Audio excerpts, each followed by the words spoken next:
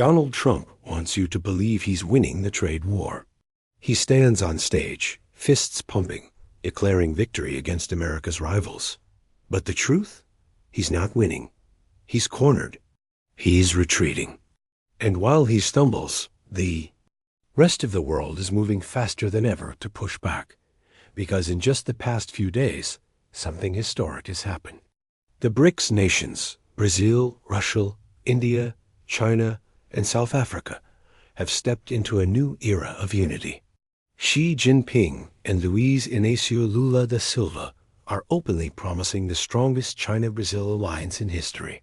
They're calling for a united global South to defend sovereignty, fight U.S. bullying, and rewrite the rules of world trade. This is more than diplomacy. This is a direct challenge to American dominance. And here's the most revealing part. Trump isn't even fighting China head-on anymore. He's chickened out. Again, just hours before massive tariffs on Chinese imports were set to explode to 145%. Trump quietly gave Beijing another 90-day extension. No press conference, no victory lap, no New Deal. Just another pause. Why? Because the United States simply cannot afford to launch a full-scale economic war with China. This was the second time Trump postponed his tariff escalation. Not because he won concessions, not because Beijing blinked, but because China holds the leverage. From rare earth magnets used in U.S. industry to the endless stream of cheap goods that stock America's Christmas shelves, if Beijing cut supply, the disaster in the U.S. economy would be immediate. Prices would skyrocket. Factories would stall. Trump knows it. And so he retreats. But here's the irony.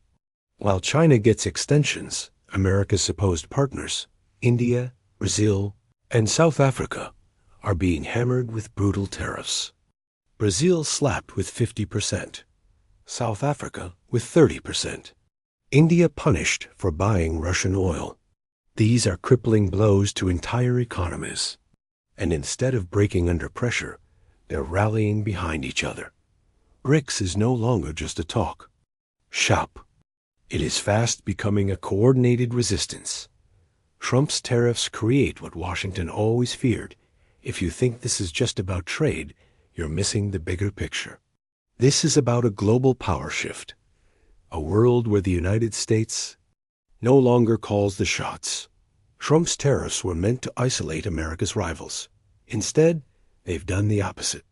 He's pushed countries that once distrusted each other into cooperation. Think about it. India and China have fought bitter border disputes. Brazil traditionally leaned west for trade. South Africa tried to balance between Washington and Beijing, but Trump's tariffs are shoving them together like magnets. And the dangerous part? It's working. For decades, U.S. foreign policy tried to prevent exactly this. A united bloc of emerging economies pooling their resources and influence. But Trump has created it in less than a year. Not because these countries love each other, but because now they share a common enemy, Washington. And into this newly energized BRICS unity steps Vladimir Putin. Putin's chess versus Trump's checkers. Let's be clear. Vladimir Putin is no saint. But politically, he's playing chess while Trump keeps knocking over the board. The moment Trump unleashed his tariff barrage, Putin saw his opening. Within days, he was on the phone with Narendra Modi, reinforcing India-Russia ties, talking peace in Ukraine, and securing an invitation to the 23rd India-Russia summit. That wasn't just a diplomatic formality. It was a public signal. India won't be bullied into cutting ties with Moscow. Then came Brazil.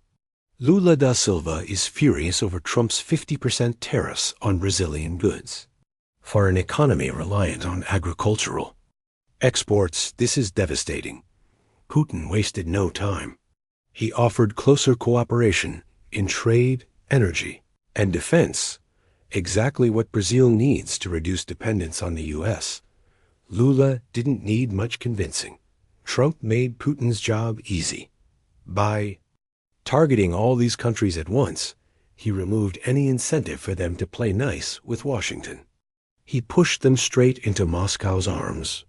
And once these leaders build the habit of working together without the U.S., it will be nearly impossible to undo. Beijing calls it tariff blackmail. China, meanwhile, isn't hiding its contempt. Xi Jinping isn't just brushing off Trump's tariffs. He's calling them out as tariff blackmail. This is Beijing openly accusing Washington of weaponizing trade policy. She told Putin directly, China will not be intimidated. And he knows time is on his side. In South Africa, Cyril Ramaphosa is trying to walk a fine line. A 30% tariff on exports to the U.S. is a massive hit. He speaks to Putin. He speaks to Zelensky. He tries neutrality. But neutrality doesn't pay the bills. When your economy takes a punch like that, you start looking for allies who won't punish you. And right now, that's BRICS. Trump thinks he's isolating Russia and China. In reality, he's isolating America. The dollar under threat. But here's where the story turns even more dangerous. All of this is happening at the exact moment the U.S. dollar stands in a weak and precarious position. The dollar is the bedrock of American power. It's why nations trade with the U.S., extend it credit, and trust its financial system. But that trust is fraying. Inflation remains stubborn. Debt is spiraling. Foreign investors are already nervous. This is the worst possible time to gamble with America's financial credibility. And yet Trump is playing high-risk games as if nothing is wrong. Because here's the truth. When the dollar is fragile, it doesn't take much to spark a crisis.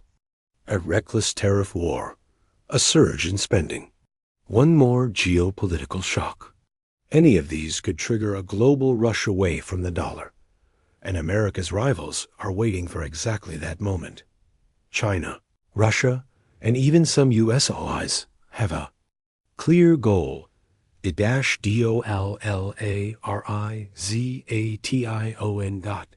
They want to stop using the dollar and replace it with their own currencies or alternatives like gold. The shift has already begun. More trade is being settled in yuan, rubles, or local currencies. If Trump keeps pushing, that shift will accelerate. And when it does, the fallout for ordinary Americans will be brutal. Oil, food, clothing, electronics, all more expensive. Interest rates climbing fast. Savings losing value. And it won't happen gradually. It could happen almost overnight. Lula and Xi, the new axis of the global South-1 relationship in particular, should terrify Washington. Xi Jinping and Lula da Silva. Xi says, China-Brazil relations are the strongest in history. Lula pledges to resist unilateralism and protectionism, diplomatic code for, we won't let Trump push us around. This isn't just about trade. They're aligning on climate policy, energy cooperation, and political messaging about fairness. In the global system, Xi calls it a shared future. Lula calls it sovereignty. Either way, they're sending the same signal. They will defend their independence together. And Lula, more than any other BRICS leader, is the loudest voice pushing for de-dollarization. He has repeatedly called for global trade to be done in local currencies instead of U.S. dollars. He supports new payment systems designed to bypass America's financial chokehold. For Lula, this is not just economics. It's a mission to reduce U.S. influence over the global South. That makes him a direct threat to Trump's vision of American dominance. Trump's retreat from China. Here's the part the White House doesn't want you to notice. Trump just backed down from a full-scale tariff escalation against China. Again, hours before tariffs were set to jump to 145%, he quietly signed a 90-day extension. Why? Because China has him cornered.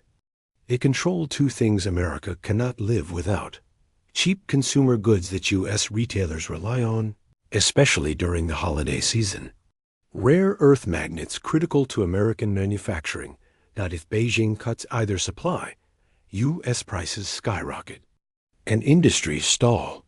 Politically, that's suicide for Trump. So instead of charging ahead, he retreats. But not for India. Not for Brazil. Not for South Africa. They get punished. China gets a pass. That's not strategy. That's fear. Beijing knows it. Every time Trump delays, it strengthens China's hand. U.S. retailers lobby against higher tariffs. Manufacturers beg for exemptions. Meanwhile, Trump's political brand relies on appearing tough, but only in ways that don't crash the stock market. Rumors are swirling about a Xi-Trump summit in October. Don't think for a second Xi will limit the agenda to tariffs. He'll bring fentanyl accusations, oil sanctions, U.S. tech restrictions. The more he piles on, the more Trump will have to trade away just to claim a headline win. This is the difference between strategy and showmanship. Beijing is patient.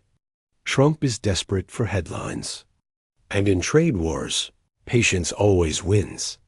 America's factories and farms are hurting. Trump promised his tariffs would revive American manufacturing, bring jobs back, and make the U.S. stronger.